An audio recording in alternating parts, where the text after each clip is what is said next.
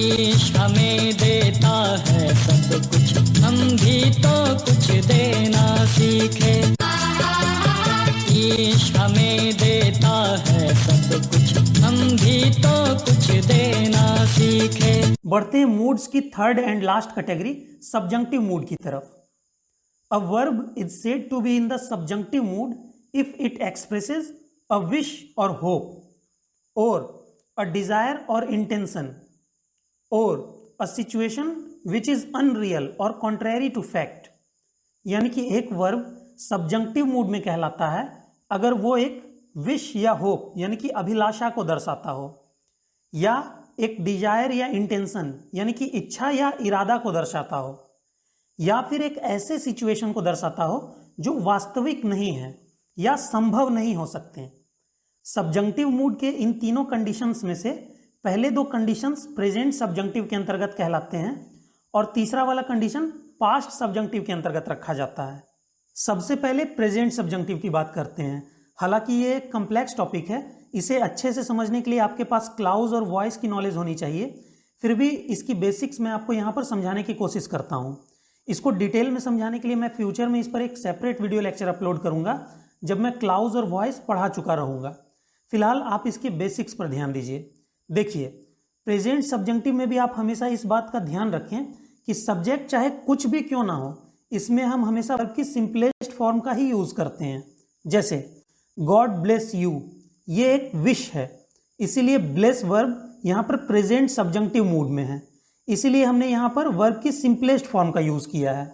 इसके सब्जेक्ट के नंबर और पर्सन का इस पर कोई इफेक्ट नहीं पड़ेगा। उसी तरह गॉड सेव द वर्ल्ड, न कि God saves the world. Long live the king, न कि लॉन्ग लिव्स द किंग। चलिए अब डिजायर या इंटेंशन वाले कुछ एग्जाम्पल्स को देखते हैं। It is important that he go to school daily, यह जरूरी है कि वह रोज स्कूल जाए।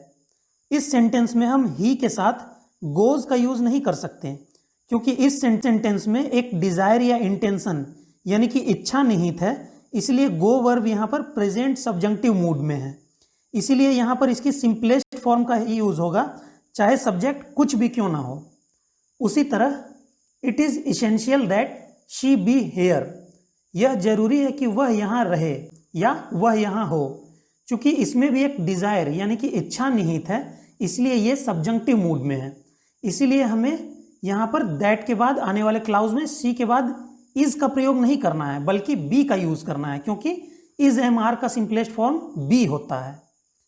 अब एक बात आप नोट कीजिए कि इस तरह के सेंटेंसेस में अगर दैट के बाद आने वाला क्लाउज अगर पैसिव वॉइस में हो तब हम बी के बाद वर्ब की थर्ड फॉर्म का यूज करते हैं। जैसे it is important that he be invited to the party, यह जरूरी है कि उसे पार्टी में इन्वाइट किया जाए। I recommend that Rajesh be appointed monitor of the class, मैं रेकमेंड करता हूं कि राजेश को क्लास का मॉनिटर बनाया जाए। तो मुझे लगता है कि प्रेजेंट सब्जंक्टिव की कुछ बेसिक नॉलेज आपको मिल चुकी होगी। चलिए अब बात करते हैं पास्ट सब्जंक्टिव की। जैसा कि मैंने आपको पहले बताया कि इसके अंतर्गत ऐसे एक्सप्रेशंस आते हैं जो अनरियल या कॉन्ट्रेरी टू फैक्ट हों, यानी कि जो वास्तविक ना हो, जो पॉसिबल नहीं हो सकते या फिर जिनके पॉसिबल होने की संभावना ना के बराबर हो।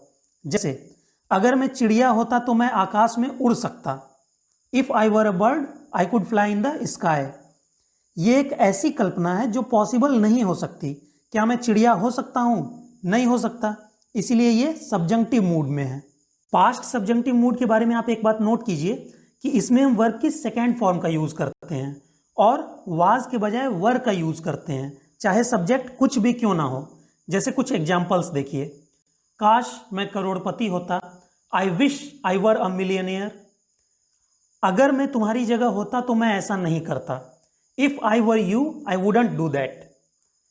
वह ऐसे बात करता है जैसे वह प्रधानमंत्री हो। He talks as if he were the prime minister. इस तरह के सेंटेंसेस में हमने वाज के बजाय वर का यूज किया है क्योंकि ये सब्जंक्टिव मूड में है।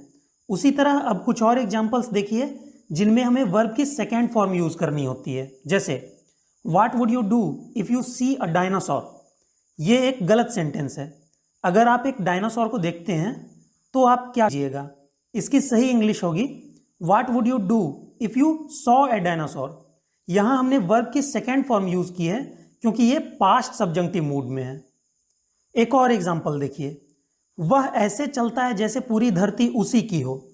इसे अगर हम इंग्लिश में इस तरह से लिख दें, he walks as if the whole earth belongs to him, तो ये सेंटेंस गलत हो जाएगा। सही सेंटेंस होगा he walks as if the whole earth belonged to him. यहां पर भी हमने वर्ब की सेकेंड फॉर्म यूज की है क्योंकि ये पास्ट सब्जंक्टिव मूड में है। तो मुझे लगता है कि पास्ट सब्जंक्टिव की भी कुछ बेसिक नॉलेज आपको मिल चुकी होगी। हालांकि इसको अच्छे से समझने के लिए आपके पास कंडीशनल सेंटेंसेस की नॉलेज होनी चाहिए। तो जैसा कि मैं आपको पहले भी बता चुका हूं कि सब्जंक्टिव मूड को अच्छे से समझाने के लिए मैं फ्यूचर में एक सेपरेट डेडिकेटेड वीडियो लेक्चर बनाऊंगा, जब मैं आपको क्लाउज, वॉइस और कंडीशनल सेंटेंसेस पढ़ा चुका रहूंगा।